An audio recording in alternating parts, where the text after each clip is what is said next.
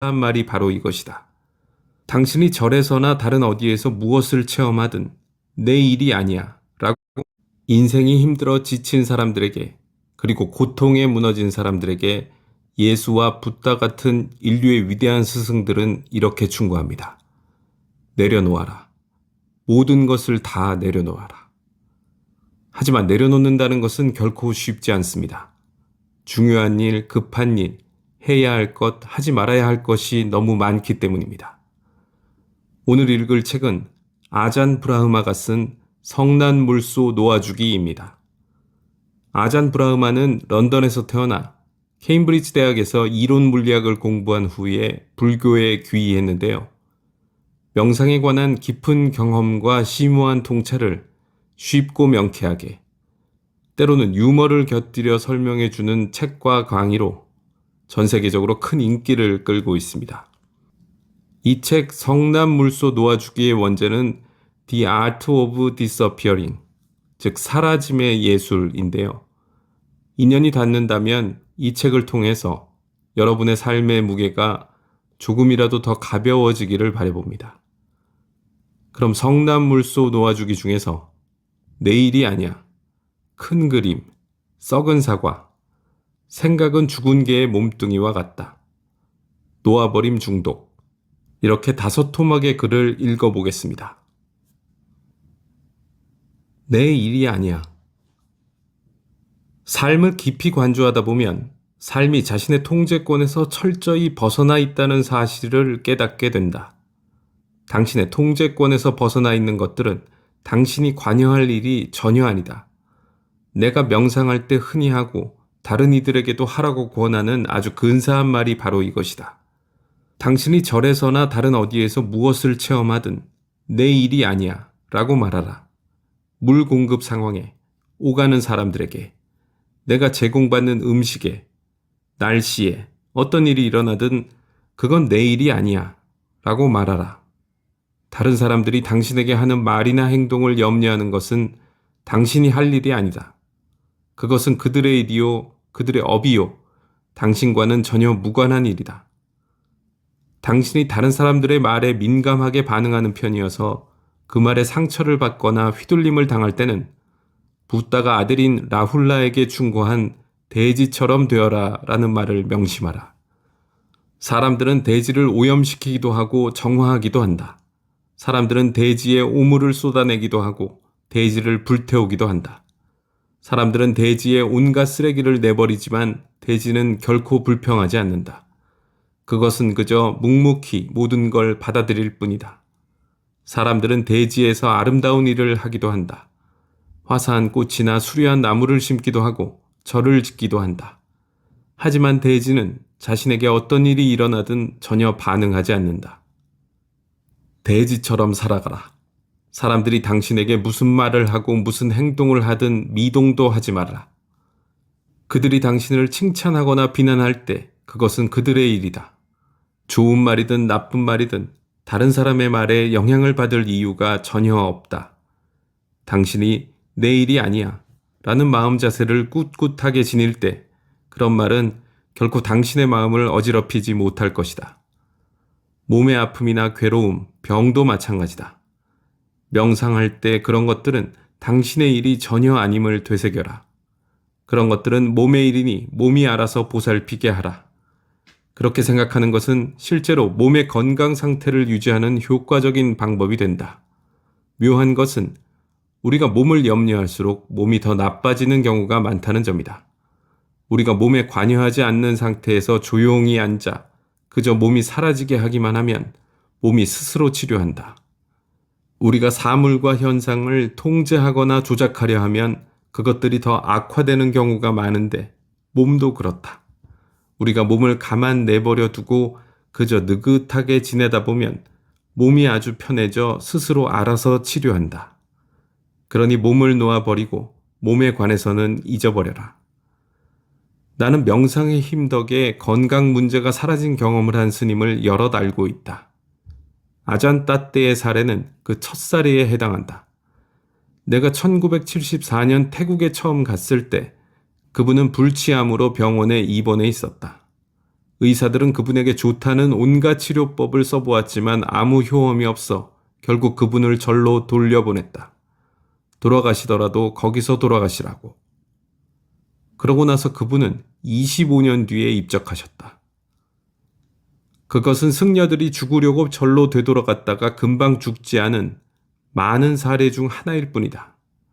그들은 절로 돌아가 오랫동안 살았다. 이처럼 우리가 사물이나 현상에 관여하지 않을 때 염오, 즉 역겨움이 일어나면서 마음은 그것들을 외면해버린다. 마음은 이미 충만함으로 그런 것들을 더 이상 돌아보고 싶어 하지 않으며 그럴 때 우리는 그것들이 사라져버린다는 것을 알게 된다. 염오는 사물과 현상의 사라짐으로 이어진다. 당신이 어떤 것을 자신의 일이라고 여기지 않을 때 그것은 당신의 세계에서 사라져버린다. 의식은 더 이상 그것에 관여하지 않는다. 의식은 그것을 보지도 듣지도 느끼지도 알지도 못한다. 당신이 어떤 것에 관여할 때 그것은 마음속에 뿌리를 내리며 그것을 바탕으로 의식이 자라난다. 그럴 때 당신은 정신적인 건물을 짓고 있는 것이다. 명상하는 사람인 내게는 우리가 우리 자신의 세계를 지어낸다는 것이 더없이 자명한 사실로 보인다. 하지만 당신이 사물과 현상에 관여하지 않으면 그런 것들에 아무 볼 일이 없다. 그런 것들에 아무 관심이 없으므로 그런 것들은 당신의 의식에서 말끔히 사라져 버린다. 염오의 자세를 가질 때 당신은 자신의 세계를 참으로 소멸시키고 있는 것이다. 큰 그림. 당신이 절에 살든 도시에 살든 혹은 가로수가 늘어있는 조용한 거리에 살든 다른 어디에 살든 때로 문제와 어려움을 겪을 것이다. 삶이라는 게 본래 그렇다. 건강에 문제가 생길 때 의사 선생님, 제게 좋지 않은 일이 일어났습니다. 병이 났습니다. 라고 말해서는 안 된다. 차라리 제게 정상적인 일이 일어났습니다. 오늘 병이 났습니다. 라고 말해야 한다. 사람의 몸은 때로 병이 나는 게 정상이다.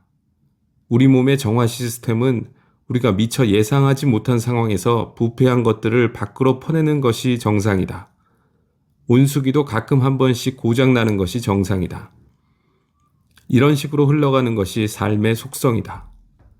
우리는 삶이 우리 자신이나 다른 이들을 위해 매끄럽게 흘러가게 하려고 무진 애를 쓰지만 실제로 그렇게 한다는 것은 불가능한 일이다. 당신이 괴로움이나 어려움을 겪을 때마다 고통이라는 말이 지닌 깊은 속뜻을 늘 명심하라. 고통은 세상이 결코 당신에게 줄 수 없는 것을 달라고 요구하는 데서 온다는 것을. 우리는 세상으로부터 절대로 받을 수 없는 것을 받을 것이라 기대하고 요구한다. 우리는 완벽한 가정, 완벽한 일자리를 요구한다.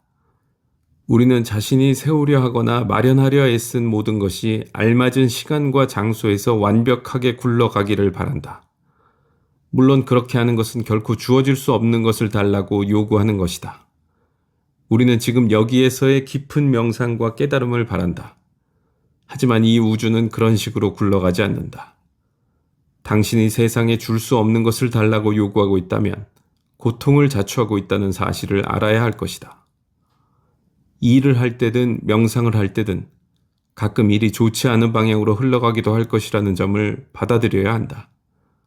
세상이 당신에게 줄 수 없는 것을 달라고 하지 말고 그대로 관찰하라.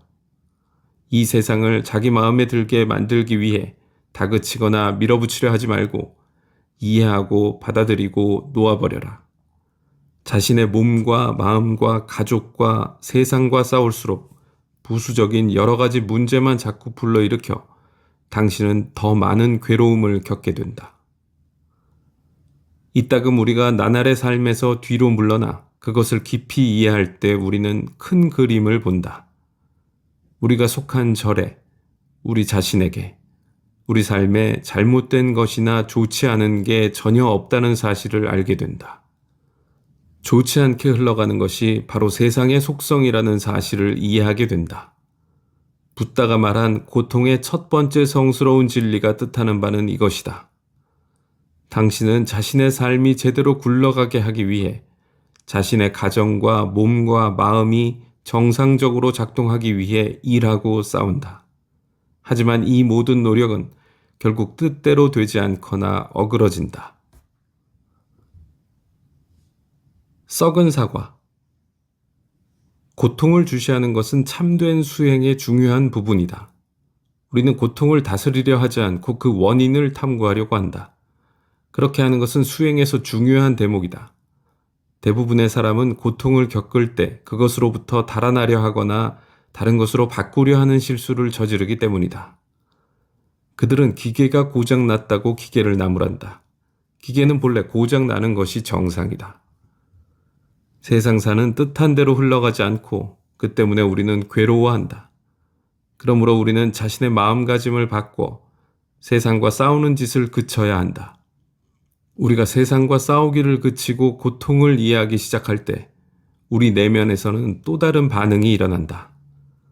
닙비다, 곧 염오, 즉 역겨움이라는 반응이.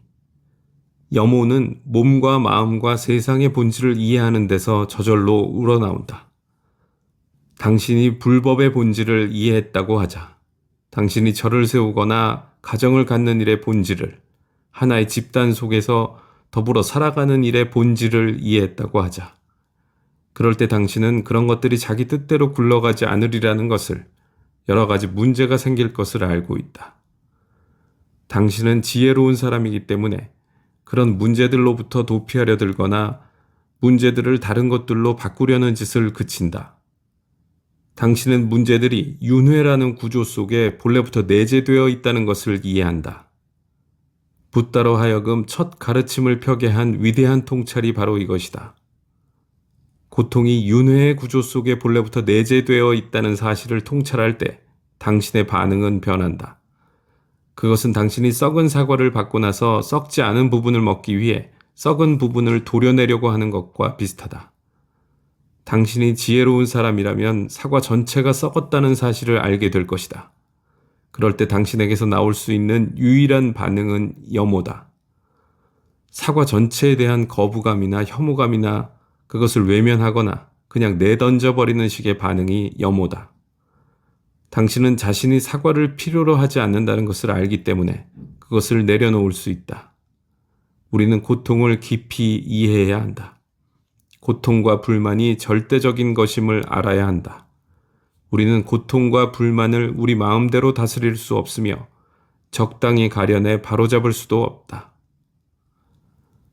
이런 점을 깊이 관찰해 이해할 때 그것은 수행하고자 하는 계기나 동기가 될 수 있다. 붓다는 사람들이 늙고 병들고 죽는 것을 보고 깊은 충격을 받아 고통의 해결책을 찾아 나섰다. 붓다는 자신도 역시 늙고 병들어 죽을 것이며 그런 현실에서 끝내 벗어나지 못하리라는 것을 통찰했다. 그것이 계기가 되어 붓다는 그런 문제들에 대한 궁극적인 해결책을 찾아 나섰다. 늙고 병들고 죽는 문제는 우리가 본래 타고난 것들이다. 앞으로 우리에게는 그런 일들이 닥쳐올 것이다. 그것은 자명한 사실이다. 우리는 늙고 병들고 죽을 것이다. 그런 현실은 누구도 어찌할 수 없다. 우리 삶, 우리 몸, 그리고 이 세상의 다른 모든 사물들은 하나같이 다 이 엄연한 사실과 직면하고 있다. 이 세상 모든 것은 늙거나 낡고 무너지고 죽는다. 모든 것은 나빠지거나 망가진다. 붓다는 지혜로운 이였기에 자신이 온갖 영적인 능력을 키우고 덕성을 쌓았는데도 결국은 그런 고통을 피할 수 없다는 것을 알았다. 뭔가 다른 응답이 필요했다. 고통을 철저히 이해하는 것이. 생각은 죽은 개의 몸뚱이와 같다. 고통을 제대로 이해할 때 당신은 세상을 쓰레기 더미로 볼 수 있다. 쓰레기같이 하찮은 것이기 때문에 당신은 관여하지 않아도 된다. 관여하지 않을 때 그것은 사라진다. 이것은 지극히 자연스러운 과정이다. 세상을 사라지게 하려고 애쓸 필요가 없다. 그런 일은 선택이나 의지로 이루어지는 것이 아니다. 아, 나는 이 사람들, 이 까마귀들, 이 길바닥의 이 개미들, 뼛골을 시리게 하는 이 추위로부터 벗어나고 싶어 라고 생각함으로써 이루어지는 것도 아니다. 당신은 무엇인가로부터 벗어나기를 바라지 않아도 된다. 그런 것은 더 이상 자신의 소관이 아니다. 그런 것이 자기 일이 아니라는 것을 알아차릴 때 모든 것은 저절로 멀어지고 사라진다. 소유물들을 줄이거나 버리는 것에 더 깊은 의미가 바로 이것이다. 당신은 물질적인 것들뿐만 아니라 정신적인 소유물들도 역시 버려야 한다. 해묵은 습관이나 원한, 당신이 완강하게 고수하고 있거나 애지중지하는 것들을 바라보는 낡은 방식들도 버려야 한다.